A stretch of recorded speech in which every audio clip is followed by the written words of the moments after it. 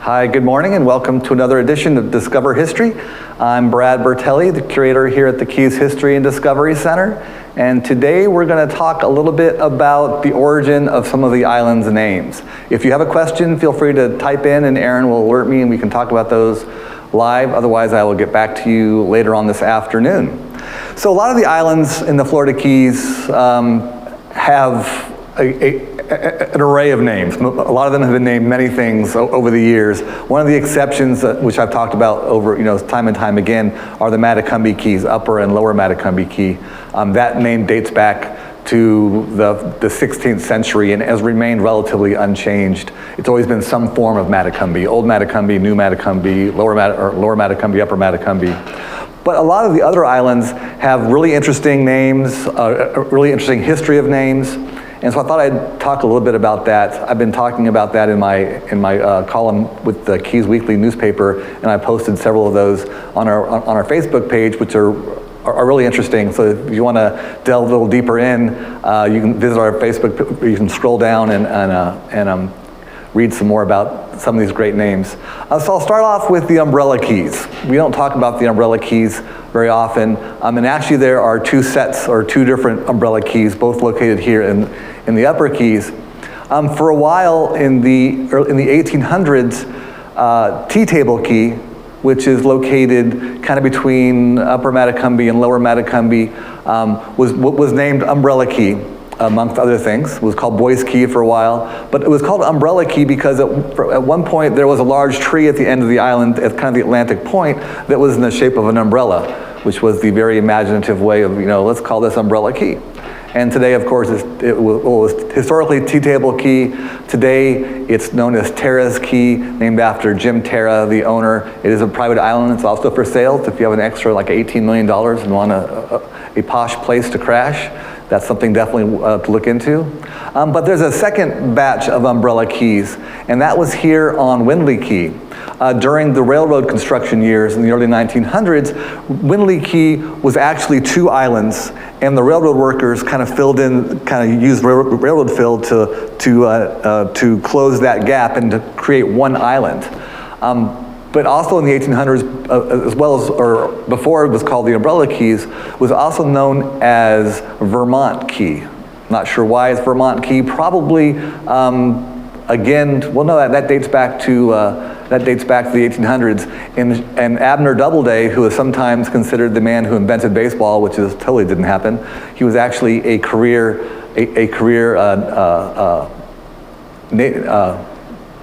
military officer, and who was sent down to the Florida Keys to do some work with charting and investigating. And he named Vermont Key, or Windley Key, Vermont Key as well. And then over the course of years, it became known as Windy Island and Windley's Island. The general idea is that it was named after a local there who was named Windley. So Windley Key. There are several islands that earned their names during the railroad years. There's Missouri Key and Iowa Key and Ohio Key, and those are all kind of clustered together, kind of between around Bahia Honda and Big Pine area. And those were probably named because they were named during the construction of Henry Flagler's Railroad, and probably there were some members in that work group from Ohio, Iowa, and from Missouri, who said, let's call that Missouri Key for our home state. Let's call it an Ohio Key for our home state. But there are also some other great interesting names. Long Key was historically called on Spanish charts Viper Key, or the Spanish version of Viper Key, because it's kind of a long and twisty island. Of course, my favorite Indian Key, that name has a long history of really interesting names named after an alleged slaughter that happened on the island. It's often called it was historically called Slaughter Key, Matanza, then Mintonka, which is clearly an English bastardization of Matanza. Also called Cape Comfort. That was the Bahamian name for the island, named by Bahamian sailors because Indian Key was located about midway along the Florida Reef, and then it had easy access to water, fresh water on Lower Matecumbe Key. It was mosquito free. It had a nice deep harbor, natural harbor around it. And then it became known as Indian Key. The first time it shows up as Indian Key is 1775. And then over the course of the next 100 years or 75 years, it kind of gets labeled on charts and kind of becomes known strictly as Indian Key.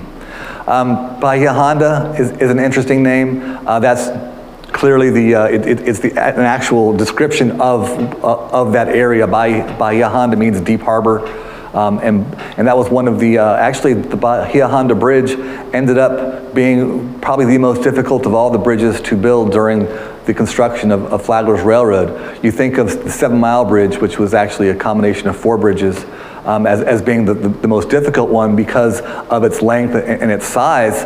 But actually Bahia Honda was much more difficult to build because of its deep harbor, and work days were limited to like 30 minutes a day, twice a day during the slack tide, which is that time between high tide and low tide when there is no tide. Otherwise, the water was rushing so fast and because of that deep access that it was dangerous for the boats, and the dredges couldn't position themselves to name or to work on the construction. So that was a really difficult and very dangerous bridge to make, to build. What other islands can we talk about? Yes. What about Tavernier Key? Tavernier Key is a really interesting. It's really interesting name because you can watch it change on maps. From originally it was called Tabano Key. And Tabano is the Spanish word for horsefly, but Tabano is T-A-V or T-A-B-A-N-O, which is how it shows up on early Spanish charts. But in Spanish, when you pronounce the B, it comes out as a V sound. So it's spelled Tabano, but it sounds Tavano. And you actually can watch that one change from Tabano to Tavano to Tavernier. There's a clear demarcation of the name changing. So Tavernier Key actually means horsefly key, because if you've been to the island, especially those outer ones, those biting flies, the midges, the no-see-ums, the midges, the mosquitoes, the horseflies can be bloodthirsty and treacherous. So that was kind of the name behind that particular one. Pigeon Key is that's kind of that is an English translation of an early word for dove or pigeon. I can't think of the name off the top of my head, the Spanish name off the top of my head, but we'll come to that later on. Some other great ones. There's just some kind of fun, interesting names. Out in the backcountry, there is a really interesting couple of keys called the Dump Keys. And those were named kind of by, that's kind of the polite way of saying it. That was a great place for fishing guides who were traveling between like the Upper Keys and Snakebite and Cape Florida, not Cape Florida. Thank you, Cape Sable. And so this was a great place for fishing guides. They could stop for a rest, for a comfort break, and it became known as Dump Keys. That's how it shows up today. It's also known as the Chit Keys, C-H-I-T, which is a polite way of saying something else.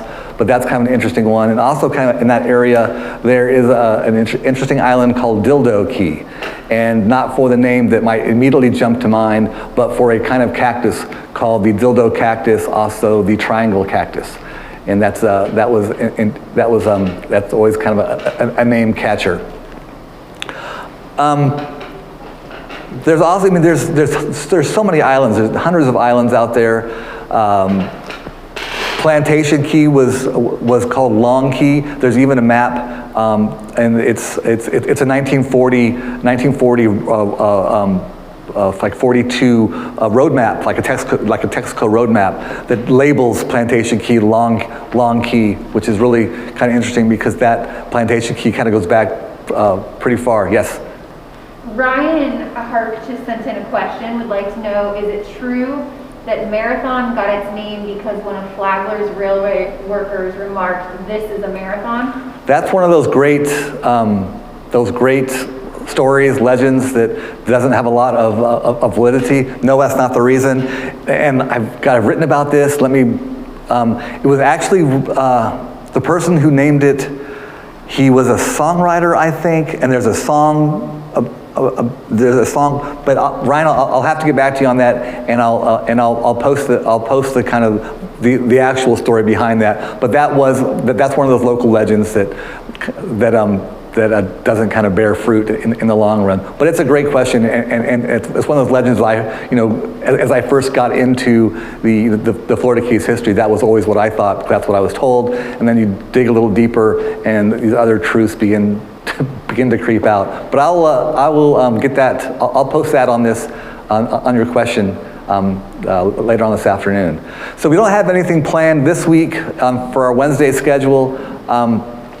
So it's going to be me back again next Tuesday, next Tuesday for another edition of Discover History. In the meantime, hope you guys have a great week, and we will talk to you again soon.